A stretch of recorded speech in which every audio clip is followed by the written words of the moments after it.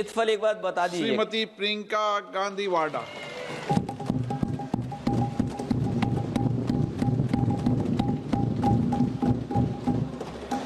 आदरणीय अध्यक्ष महोदय, मैं आपको धन्यवाद देना चाहती हूं कि इस महत्वपूर्ण मुद्दे पर आपने मुझे बोलने का मौका दिया। ये अलग बात है कि सत्ता पक्ष के लोग सब मेरे बोलने से पहले ही भाग गए। आइए आइए, आपको देख के मैं खुश थी कि आप वापस आ गए। सबसे पहले मैं उन सैनिकों, उन जवानों, उन अफसरों को नमन करना चाहती हूँ जो हमारे देश के रेगिस्तानों में, हमारे देश के घने जंगलों में, बर्फीले पहाड़ियों पे हमारी देश की रक्षा करते हैं, जो हर पल देश के लिए अपनी जान देने के लिए तैयार रहते हैं। 1948 से लेकर अब तक, जब से पाकिस्तानी रेडर्स ने कश्मीर पे हमला किया, तब से लेकर अब तक हमारी देश की अखंडता की रक्षा करने में उनका बड़ा योगदान है। हमारी आज़ादी अहिंसा के आंदोलन से हासिल हुई, लेकिन जैसे मैंने कहा, उसको कायम रखने के लिए हमारी सेना का बहुत बड़ा योगदान है। अध्यक्ष महोदय, कल मैं सदन में बैठी हुई सबके भाषण सुन रही थी। आदरणीय रक्षा मंत्री महोदय ने बोला, सत्ता पक्ष के कई मंत्रियों ने बोला। 1 घंटे का रक्षा मंत्री जी का लंबा भाषण था। सुनते सुनते एक बात मुझे बहुत खटक रही थी।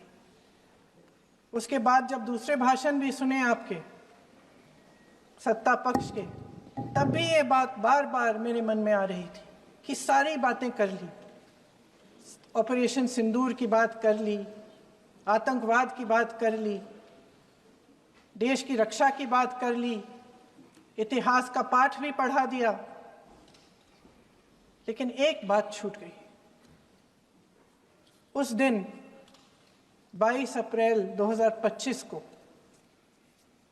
जब 26 देशवासियों को अपने परिवार के सदस्यों के सामने खुलेआम मारा गया, तो ये हमला कैसे हुआ, क्यों हुआ?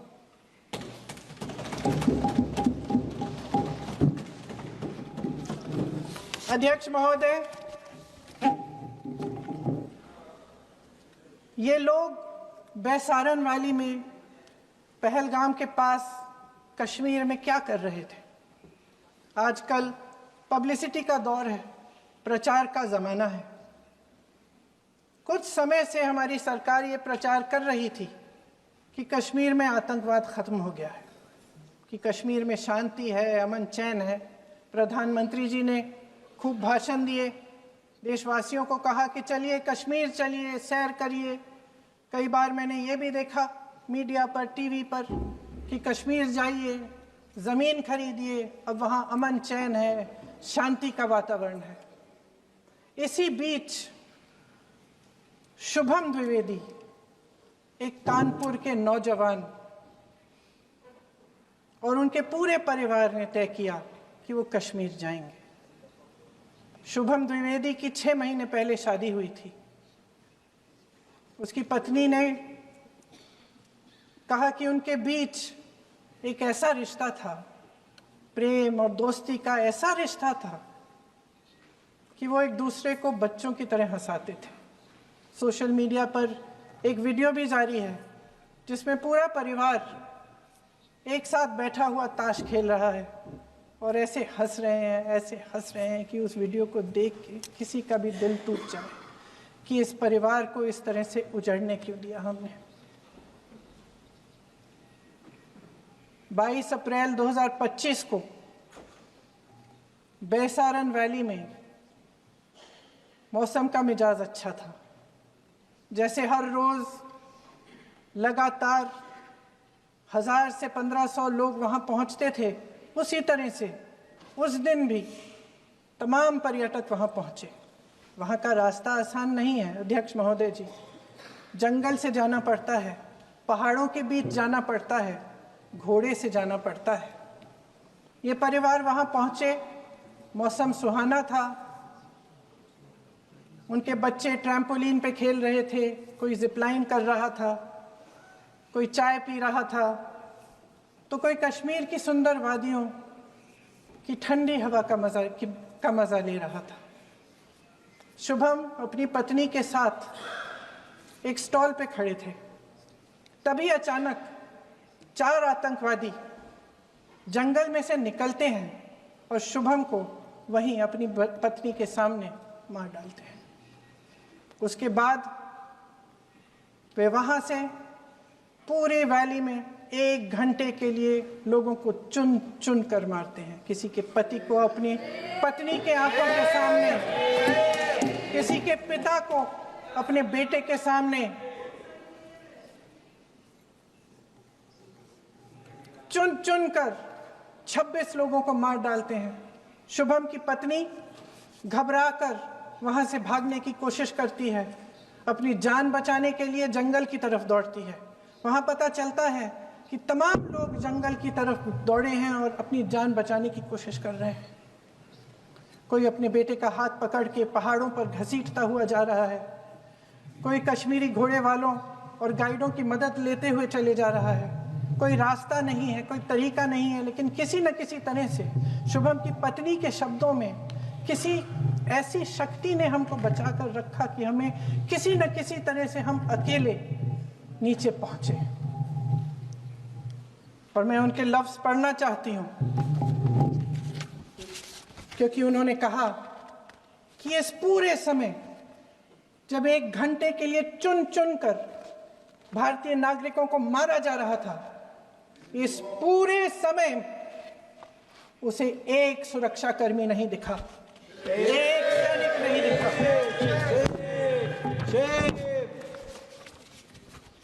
शुभम की पत्नी ने कहा, कोट, मैंने अपनी दुनिया को खत्म होते हुए देखा। अपनी आंखों के सामने एक सिक्योरिटी गार्ड नहीं था। मैं ये कह सकती हूं कि देश ने, सरकार ने हमें वहां पे अनाथ छोड़ दिया था। सिक्योरिटी क्यों नहीं थी वहां पे एक सैनिक क्यों नहीं दिखा?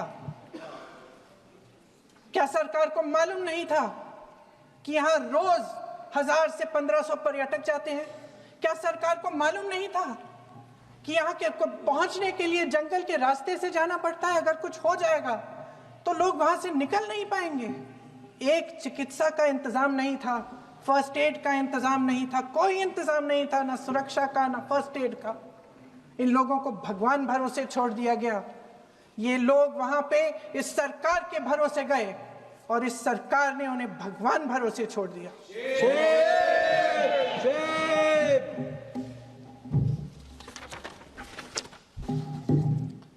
मैं पूछना चाहती हूं, ये किसकी जिम्मेदारी थी? इस देश के नागरिकों की सुरक्षा की जिम्मेदारी किसकी है? क्या इस देश के प्रधानमंत्री की नहीं है? क्या इस देश के गृह मंत्री की नहीं है? क्या इस देश के रक्षा मंत्री की नहीं है? क्या एनएसए की नहीं है?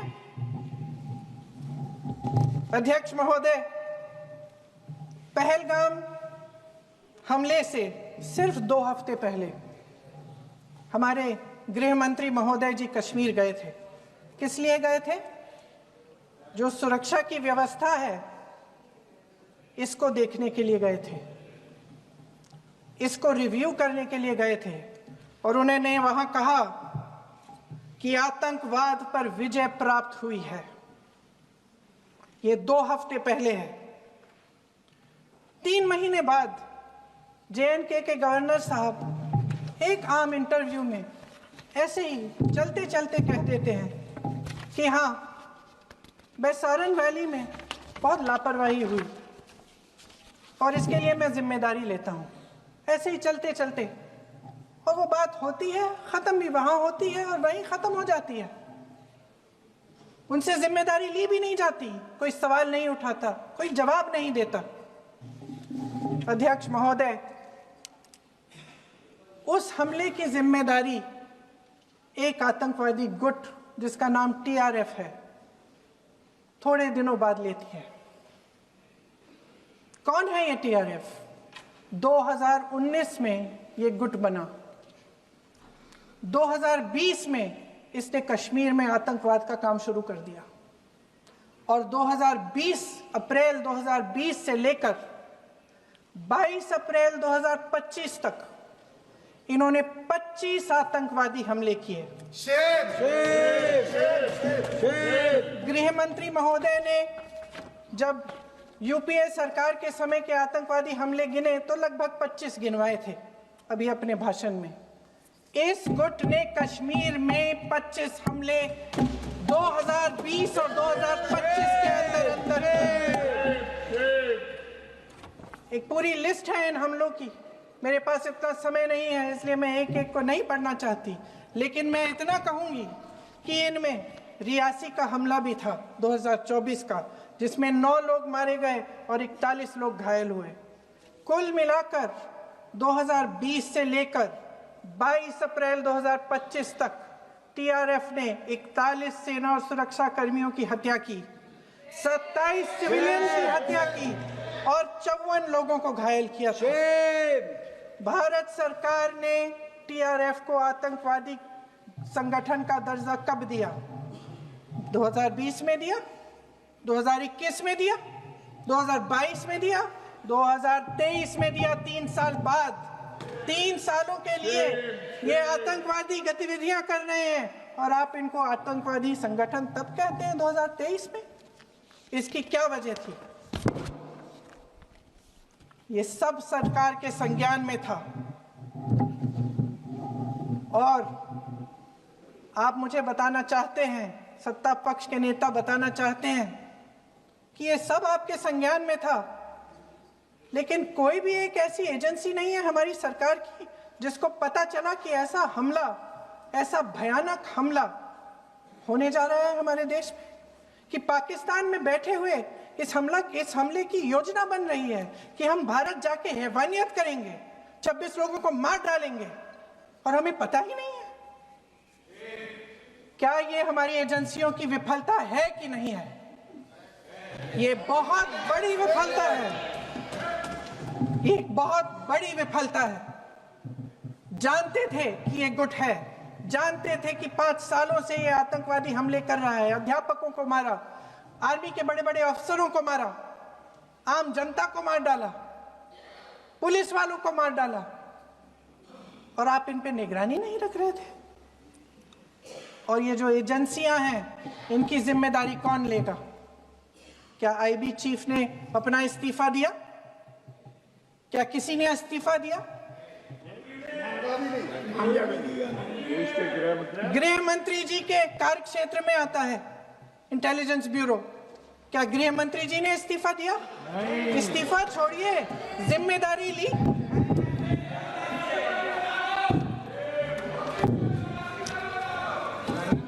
साहब देखिए, इतिहास की बात आप करिए, मैं वर्तमान की बात करना चाहती हूँ। आपको तो एक बहाना चाहिए, आपको तो एक बहाना चाहिए। पूरे परिवार का नाम गिनवा देते हैं। अरे अपनी जिम्मेदारी खुद लीजिए। 11 सालों के लिए तो सत्ता में आप हैं। अभी नेहरू को छोड़ नहीं रहा। कल माननीय गौरव गोगोई जी ने अपने भाषण में पूछा गृह मंत्री जी से, क्या आपकी जिम्मेदारी नहीं थी? मैं देख रही थी। राजनाथ जी, रक्षा मंत्री जी यूं अपना सर हिला रहे थे, कुछ बोले नहीं। अंदर से ये महसूस हुआ होगा कि यहाँ कुछ जिम्मेदारी थी, लेकिन माननीय गृह मंत्री महोदय जी हंस रहे थे, वे हंस रहे थे।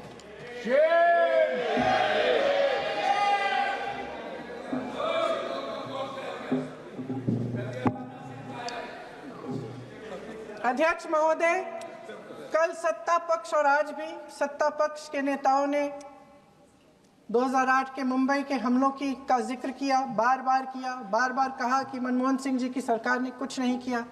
ये तो जानकारी होगी ना कि उसी समय जब वो आतंकवादी हमला चल रहा था तभी उन आतंकवादियों को मार डाला था, एक बचा था और उसको भी फांसी दे दी थी 2012 में।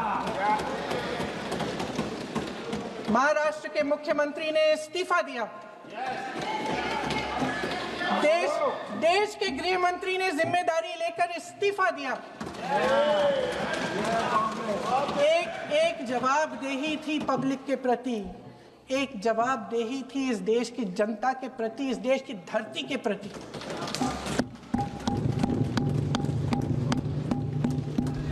राजनाथ जी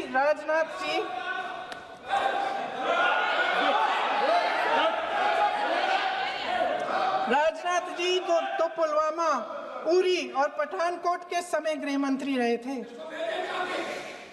आज वे रक्षा मंत्री हैं और हमारे गृह मंत्री महोदय श्री अमित शाह जी के नाक के नीचे पूरा मणिपुर जल गया, दिल्ली में दंगे हुए, पहलगाम में हमला हुआ और आज भी वे उसी पद पर बैठे हैं। क्यों? अध्यक्ष महोदय, बमबारी से अखबारों के हेडलाइन बनते हैं, मगर कहानी सुरक्षा में की चूक में भी है। आज देश खोखले भाषण नहीं सुनना चाहता, देश जवाब चाहता है, तसल्ली चाहता है कि सच उससे छिपाया नहीं जाएगा। देश जानना चाहता है कि उस दिन अप्रैल 22, 2025 को क्या हुआ और क्यों हुआ। आप तो खुद अपनी पीठ थपथपाने में लगे रहते हैं। सेना, देश, संसद से सच छुपाते हैं। ऑपरेशन सिंदूर जब शुरू हुआ, हम सब ने समर्थन किया, सब एकजुट होकर खड़े हो गए इस देश के लिए। दोबारा होगा, दोबारा खड़े हो जाएंगे। अगर हमारे देश पे हमला होता है तो यहाँ इस सदन में किसी भी पार्टी का हो, कोई भी हो, सब आपका समर्थन करेंगे। और हमें अपनी सेना पर गर्व है कि उन्होंने इस बार भी दृढ़ता से लड़ाई लड़ी, धैर्य से लड़ाई लड़ी, वीरता से लड़ाई लड़ी। लेकिन इस ऑपरेशन का सिंदूर का क्रेडिट, उसका श्रेय तो हमारे प्रधानमंत्री जी चाहते हैं। सही भी है, ठीक है, सही है, श्रेय ले। ओलंपिक्स में हमारा मेडल आता है, उसका भी श्रेय लेते हैं, लेकिन सिर्फ श्रेय लेने से नहीं होता नेतृत्व, जिम्मेदारी भी लेनी पड़ती है।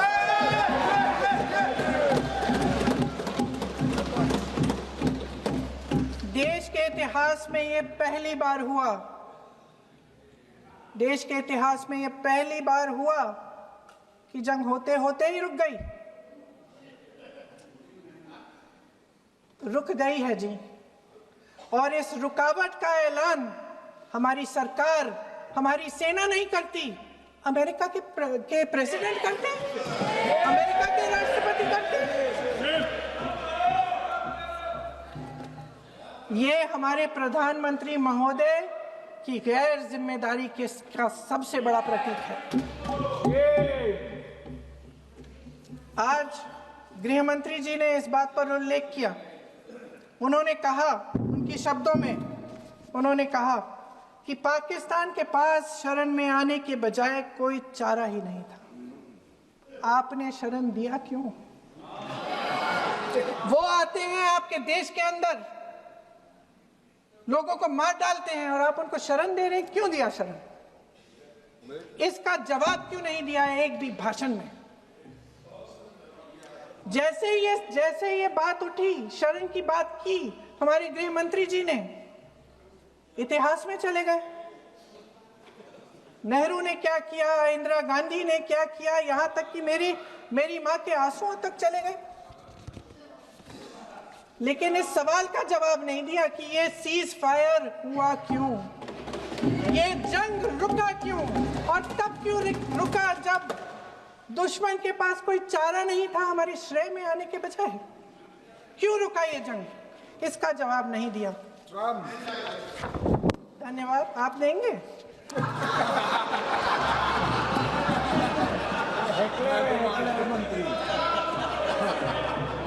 देना भाई देना, आपको टाइम मिलेगा तो। टाइम नहीं मिलेगा आपको शायद। वैसे महोदय, मेरी माँ की आंसू की बात किए, मैं इसका जवाब देना चाहती हूँ। मेरी माँ के आंसू तब गिरे जब उनके पति को आतंकवादियों ने शहीद किया, जब वे मात्र 44 साल की थी। और आज अगर मैं इस सदन में खड़ी हूं और उन 26 लोगों की बात कर रही हूं, मैं इसलिए कर रही हूं क्योंकि मैं उनका दर्द जानती हूं, महसूस करती हूं।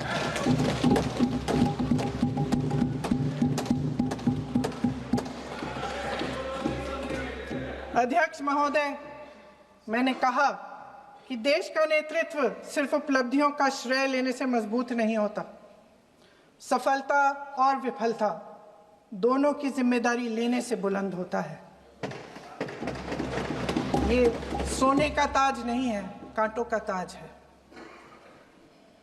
अध्यक्ष महोदय, जब सरकार झूठी और कायर हो तो वे बहादुर से बहादुर सेना के साहस और पराक्रम को भी कमजोर कर देती है। देश को प्रतिशोध के साथ साथ सबके प्राणों की रक्षा का प्रण चाहिए। सेना की शक्ति के साथ सरकार की सच्चाई भी चाहिए। महान देशभक्त शहीद इंदिरा गांधी जी, जिन्होंने सफल कूटनीति के बल पर अमेरिका के राष्ट्रपति निक्सन का मुकाबला करके पाकिस्तान का विभाजन करवाया, बांग्लादेश बनाया, 1 लाख पाकिस्तानी सैनिकों को आत्मसमर्पण करने पर मजबूर किया, उन्होंने कभी इसका श्रेय लेने की कोशिश नहीं की। ऑपरेशन सिंदूर का मकसद अगर पाकिस्तान को सबक सिखाना था तो शायद ये मकसद अभी अधूरा है, क्योंकि हमारी कूटनीति विफल रही है। इसका प्रमाण यही है कि ऑपरेशन सिंदूर के बाद एक पाकिस्तानी जनरल, जिसके हाथ खून से रंगे थे, अमेरिका के राष्ट्रपति के साथ बैठकर लंच खा रहे थे। अगर ऑपरेशन सिंदूर का मकसद आतंकवाद को खत्म करने का था तो पाकिस्तान को संयुक्त राष्ट्र के आतंकवाद विरोधी समिति का अध्यक्ष चुने जाने से इस मकसद को धक्का लगा है। इसकी जिम्मेदारी कौन लेगा? क्या हमारे प्रधानमंत्री लेंगे? क्या उनमें ये हिम्मत है? नहीं है। अगर इस ऑपरेशन के दौरान हमारे जहाजों का नुकसान नहीं हुआ तो सदन में इसे साफ साफ कहने से क्या डर है? क्यों नहीं कहा है? कल भी रक्षा मंत्री जी ने कहा कि हमारे इंफ्रास्ट्रक्चर का नुकसान नहीं हुआ, तो जहाजों के बारे में भी बता दें, साफ साफ बता दें, क्या हर्ज है? सच्चाई तो है। सवालों से बचने के लिए ये सरकार हमेशा प्रयास करती है। इसकी राजनीतिक कायरता बेमिसाल है। देशवासियों के प्रति जवाबदेही का एहसास ही नहीं है। सच्चाई ये है कि इनके दिल में जनता के लिए कोई जगह नहीं है। सब राजनीति है, सब पीआर है, सब प्रचार है, सब पब्लिसिटी है। देश की जनता के लिए आपके हृदय में कुछ नहीं रहा। बहुत समय हो गया है आप इस प्रचार में ही लिप्त हैं, जनता को देख नहीं पा रहे हैं। जी माननीय, जो पहलगाम में हुआ, खत्म करती हूँ, जो पहलगाम में हुआ उससे हर एक देशवासी के दिल पे चोट पहुंची है। हिमांशी नारवाल की गुहार ने हम सबको शर्मिंदा किया है। इसीलिए मैं आज यहाँ खड़े हुए एक आखिरी बात करना चाहती हूँ।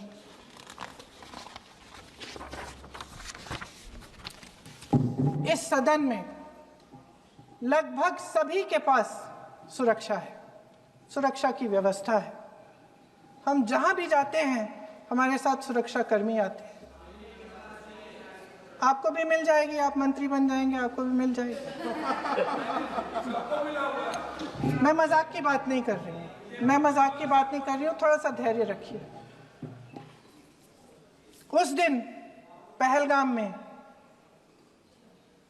26 परिवार उजड़ गए। 26 लोगों को अपने परिवार के सदस्य के सामने मारा गया। 26 बेटे, पति, पिता गुजर गए। उनमें से 25 भारतीय थे। भारतीय थे।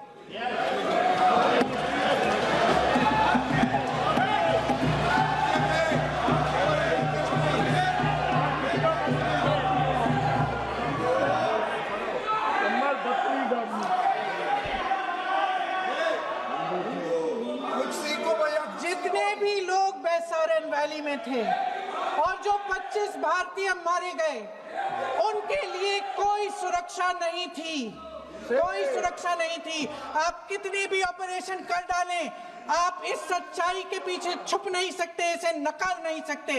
आपने उनको सुरक्षित नहीं किया। कोई शर्म नहीं है, कोई शर्म नहीं है, कोई शर्म नहीं है और ना कभी होगी। सुन लीजिए, सुबह भी मैं शिव मंत्र बोल के आई हूं। इनको क्या पता शिव मंत्र क्या है? शिव मंत्र खत्म कर लूं अपना भाषण। शिव मंत्र मैं एक बार उन 25 भारतीयों के चुप रही।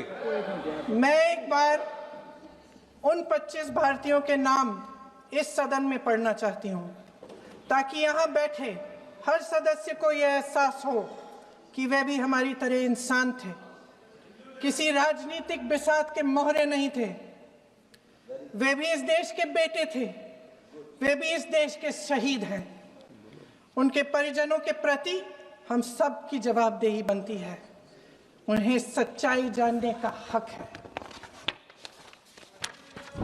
समीर गुहा भारतीय, बिट्टन अधिकारी, मनीष रंजन, हेमंत सुहास जोशी, विनय नारवाल, सुशील नथनियल, अतुल श्रीकांत मोने, सैयद आदिल हुसैन शाह, नीरज वानी, एन रामचंद्रन, संजय लक्ष्मण लेले, मानिए प्लीज। दिनेश अग्रवाल, दिलीप दिल से, कुमार सतपति, JS चंद्रमौली। अब आप बोलिए, अब आराम से। JS चंद्रमौली, यतीश परमार, S मधुसूदन राव, माननीय सदस्य, नारेबाजी का सदन नहीं है। शैलेश कलाटिया, ये तरीका ठीक नहीं है आपका। मंजुनाथ राव, कौस्तभ गणबोते, शुभम द्विवेदी। जय हिंद।